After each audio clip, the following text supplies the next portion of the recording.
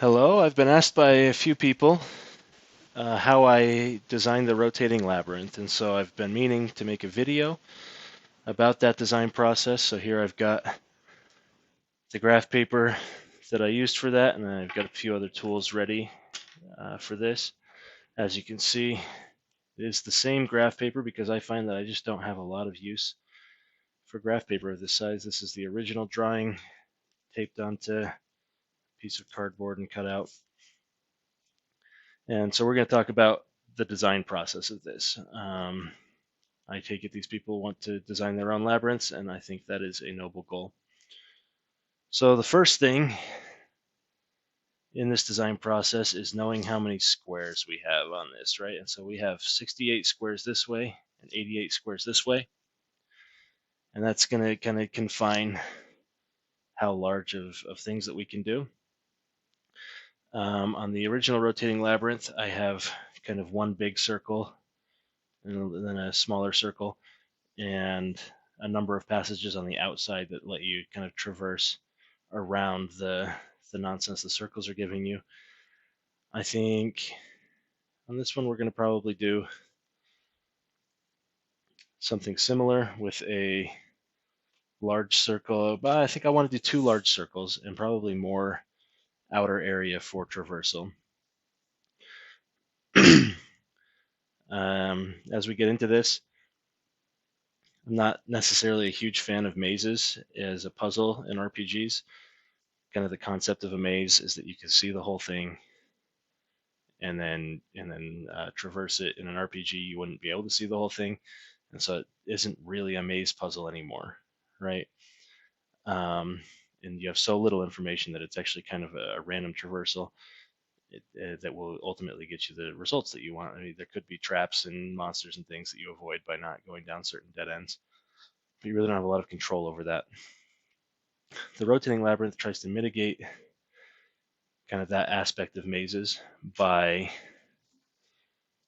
creating a situation where the maze is changing, and so you really do have a puzzle to solve as you're mapping, figuring out where these changes are happening and putting it all together. I still don't think it's an amazing puzzle format, but as far as kind of an overarching dungeon, it could be okay. If I do end up fleshing out the one that I designed today, one of the things I want to do is put an effort into making it have a little bit more depth to it than the previous versions. So as I said, I kind of want two circles. I'm going to be using a compass today. There have been time, or frequently when I'm doing dungeons, I will simply calculate where a few extra points would be and freehand that circle.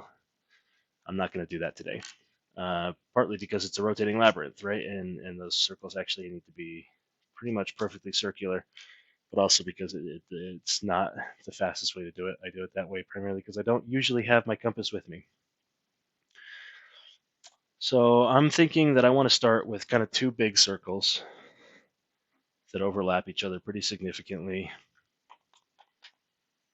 Probably the easiest thing to do would be to have them overlap um, like 90 degrees of their circumference, um, which means the biggest that they can be is going to be a radius that is a third of our width here, right? Our width is 68, so they could be as high as almost 23, right? So 22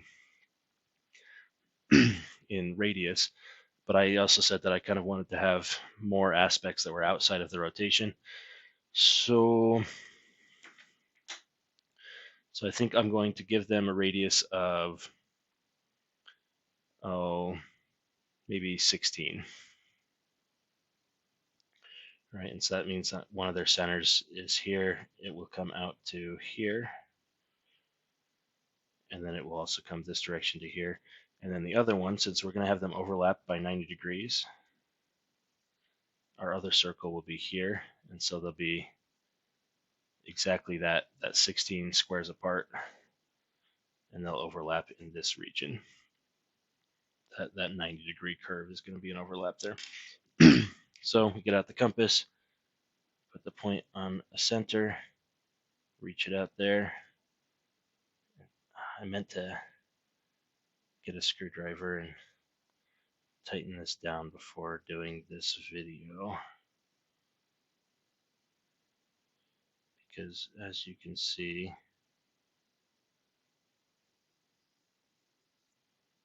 it didn't retain its shape.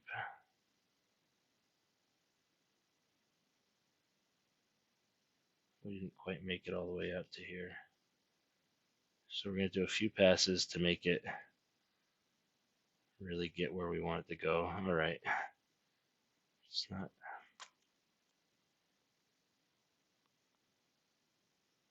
Okay. And so here we have the first circle. And then the second circle I'm going to put over here.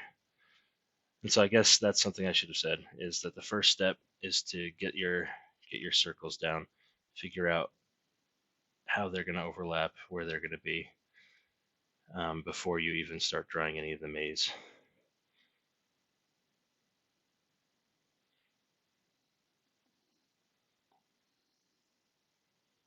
Okay. Oh, I bumped it. All right, I really am going to go grab a screwdriver and tighten this down. This is going to be a long process. I have no idea how long this is going to take, so we're going to have plenty of time to do some extra talking. This will be one of those moments. So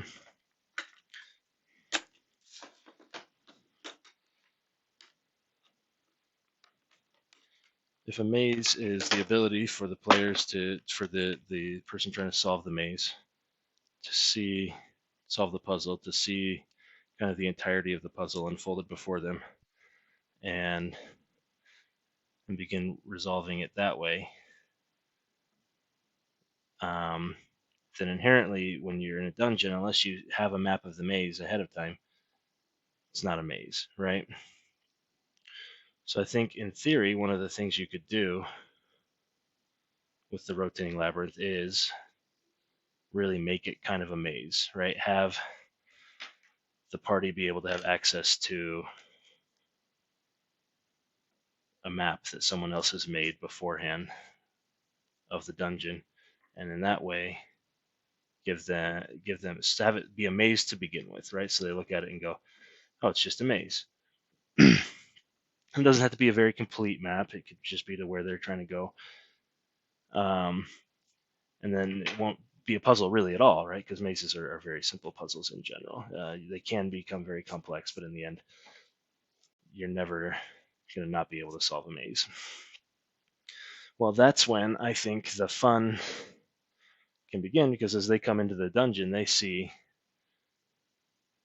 think they know what the map looks like, and then it starts to disagree with their map, right? And that could be a way that they get a clue that everything isn't quite right here. And I have a few other theories about the ways that mazes could be used differently, because I think that there's some potential there, but not as kind of a vanilla maze. All right, as with the original Rotating Labyrinth, one of the things that I like about it is this aspect of circles that partially overlap that are smaller. And so we're going to add some of that in. One of the keys is for those smaller circles to interact with the larger circle in a symmetrical way. And the easiest way to make that happen, as you can see here, is to have those smaller circles be off of the larger circle, off the radius of the larger circle, but at a 45-degree angle. You could also do it at 90. I haven't tried that. I think that 45 is probably easier. And so I think I'm going to put a smaller circle up in this region. That smaller circle I'm going to want to overlap with this one. But not as deeply as this one overlaps, right? So that was probably an awful sound, and I'm sorry. So since I made these ones 8 squares apart with an 8 square radius, I think what I'm going to actually do is drop the other center here at the same center that they already share, or it lined up with this edge in that center. just to make the radius calculation simple. I could put it further out, but this way I know that it's going to be smaller.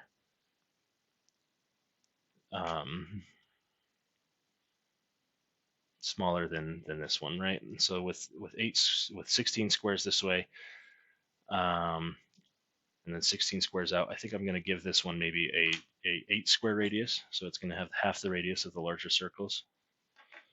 And so I'm going to put, well, 8 times 0.7 is only going to be 5.6. It's actually not going to cut into that at all if I do that. So maybe instead I give it a 12 square radius. When I said 8, I was thinking to here.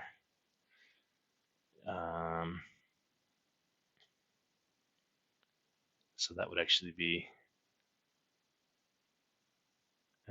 8 times 1.4, 8 plus 3.2, almost 12. So I think 12 is actually going to get me close to what I was imagining. So once again, we're going to get the compass out for this circle. We decided to make it a 12 radius. And so as we come around that, there we go. It's a little bit past where I was imagining. I think that's probably perfect. Tighten this up and it's still not staying consistent as I make the circle. I might not be very good at using compasses, guys.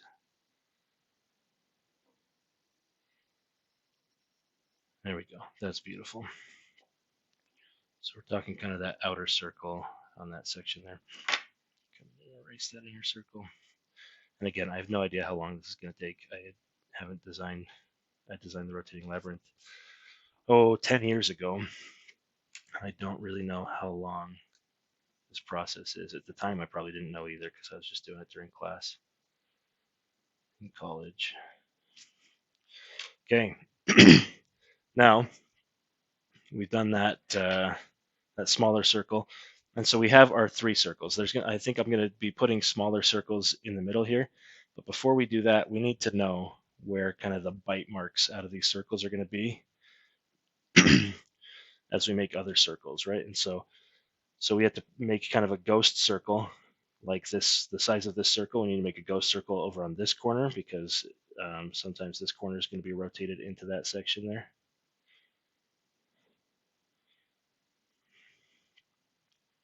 I'm going to very carefully get it on that point, and then that's going to be our bite mark, right? Come right out of there. And then we're going to do that on each side, right? So one of our ghost circles is going to be concentric with this circle here, which is might give us an interesting pattern here. So we get a bite there. And then the last bite on this one is going to be at this location.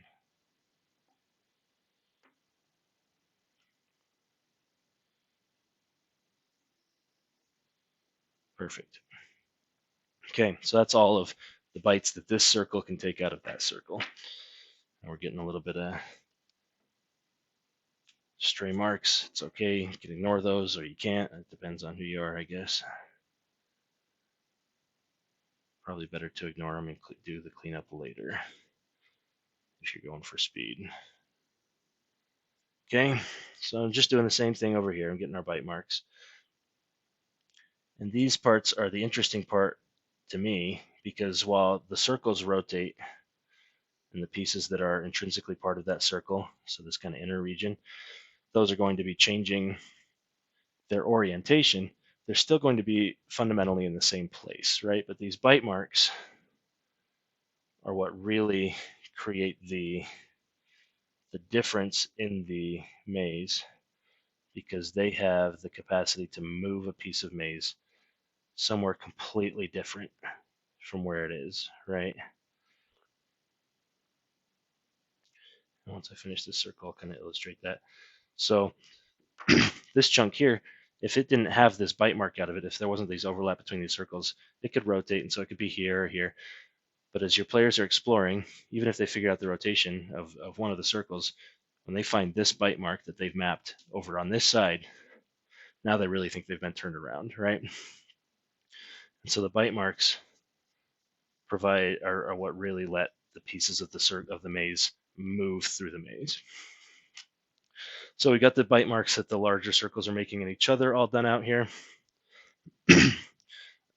This circle needs to have bite marks from the large circle on all of its sides, obviously. And so we're going to have a ghost circle here. This same ghost circle is also going to take a bite out of him. And we're going to need to reflect that up. So it's 4 down. We'll go 4 up this way. Put another. Whoosh. The precision on this is probably something I'm going to have to clean up. Oh, that is obviously in the wrong place, right? So I did my math wrong, or I counted wrong, or just had the wrong logic here. This guy's taking a bite out of him from 4 away. 4 away. Oh, I was just up. I just counted wrong.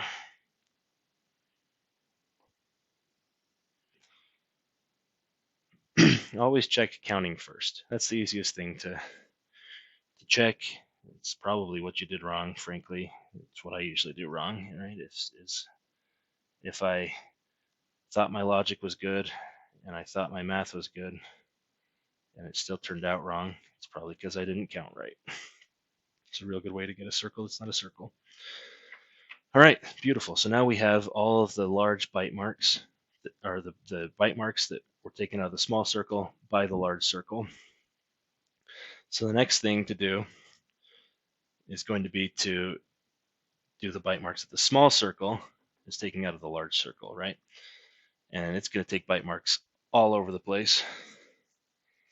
Oh man. Well, the bite marks it takes out of this circle are pretty simple, so I'll start there. It's a radius of 12, remember.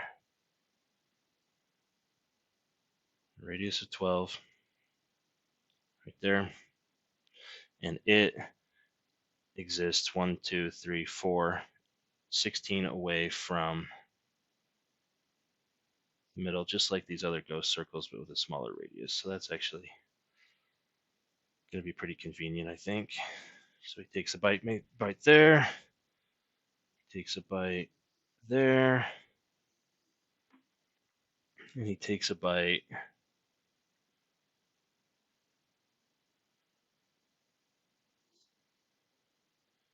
right there.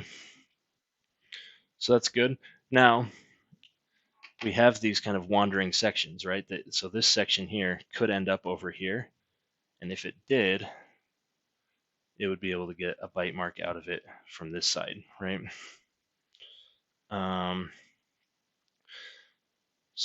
But it's always going to get there in the same way. It's always going to get rotated in and then have its intersection become the outer section of this new circle.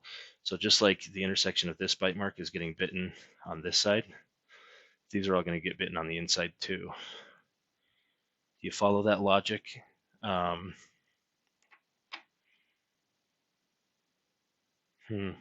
When a bite mark from here ends up over here, its intersection always becomes the outer section of this circle, right? So the inside of this guy is going to be, if he got rotated in here, he would end up here, and then if he got rotated out, he would be on the outside. So all of these intersections of these bite marks are going to be able to have bite marks over here as well. Right, so we're going to keep that 12 circle, and we can just bring it all the way around through all of these.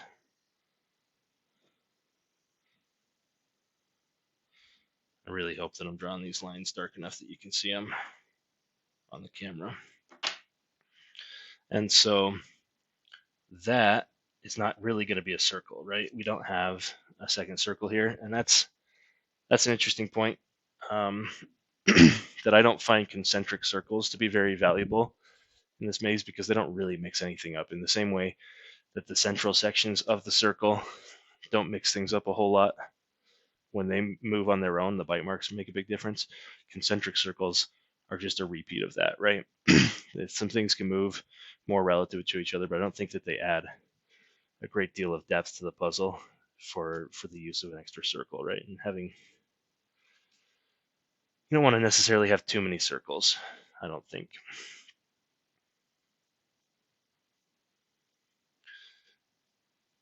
All right, so that is our 3 large circles. And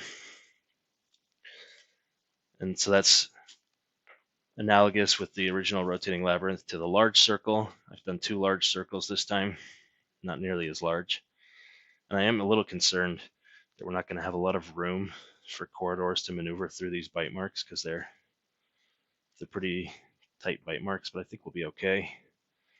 And then we've got our smaller circle, which makes more bite marks that can really mix things up on the inside there. This may, we'll see. The point of this exercise is to show you kind of the process of making a rotating labyrinth. If this one turns out awful, then I won't go on to digitize it and finalize it, and that's okay. And we'll learn some lessons together, right? I just thought it'd be fun to have two large circles and a little more space around the outside. So, so then the other type of circle is these small circles that are completely contained within a larger circle. To a lesser extent, this one. And I was just expressing some concern that there's not a lot of room here, but we can think about putting some in here. I feel like the smaller ones in the original rotating labyrinth are about as small as I could go, and they are a radius of 4.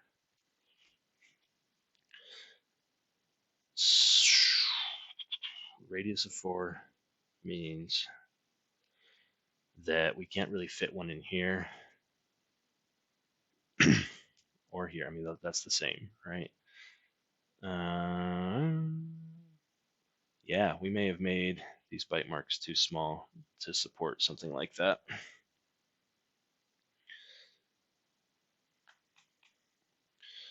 Let's think about this, though. We may be able to fit one here that is like a radius of 3, maybe. If we go 3 and 3 and 3, well, we really want to be, well, we can try that. Let's see if we can fit a radius of 3 one in there. And then may complicate things too much. We'll try it. We'll try it.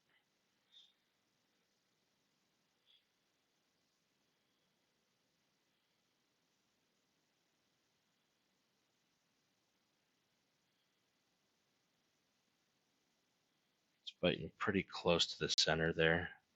I like to imagine that there's some sort of mechanics in the center that prevent you from biting the center out all the way. But maybe this is okay. So that kind of fits. It's not lined up on a 45, which means that it's going to be a little awkward for corridors to enter it. I'm going to leave it there, and we'll get rid of it if it's not working. I thought it might be interesting to put some circles in here as well, maybe in one of these bite marks. And maybe a similar size circle fits. A 3x3 is so small.